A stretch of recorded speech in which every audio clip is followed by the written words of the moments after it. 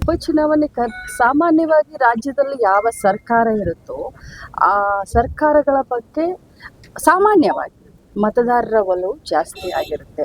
ಅದರಲ್ಲೂ ನಮ್ಮ ಗ್ಯಾರಂಟಿಗಳಿಂದ ಇವತ್ತು ನಾವು ಮನೆ ಮನೆಯನ್ನು ತಲುಪಿದ್ದೇವೆ. ಅಭಿವೃದ್ಧಿಯ ಜೊತೆಯಲ್ಲಿ ಅವರ ಬೇಸಿಕ್ ಇನ್ಕಮ್ ಕೂಡ ಜಾಸ್ತಿ ಮಾಡಿದ್ದೇವೆ. ಎಸ್ಪೆಷಲಿ ಮಹಿಳಾ ಮತದಾರರು ಬಹಳಷ್ಟು ಸಂತೋಷದಿಂದ ಇದ್ದಾರೆ. ನಮಗೆ ವಿಶ್ವಾಸವಿದೆ 2 ಬೈ ಎಲೆಕ್ಷನ್ನಲ್ಲಿ ನಾವು ಗೆಲ್ತೀವಿ.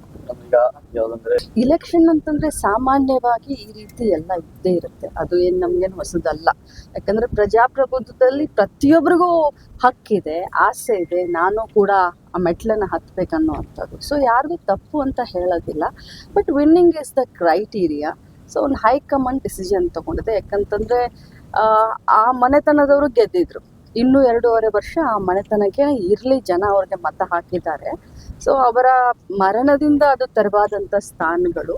ಸೊ ಆ ಮನೆತನದವ್ರಿಗೆ ಕೊಡಬೇಕು ಅಂತ ಹೈಕಮಾಂಡ್ ಡಿಸಿಷನ್ ತಗೊಂಡಾಗ ಡೆಫಿನೆಟ್ ಆಗಿ ಅವರೆಲ್ಲರ ಹತ್ತಿರ ನಾವು ಮಾತಾಡಿ ಹಿಂದೆ ತೆಗೆದುಕೊಳ್ಳುವಂಥ ಕೆಲಸ ನಾವು ಮಾಡ್ತೀವಿ.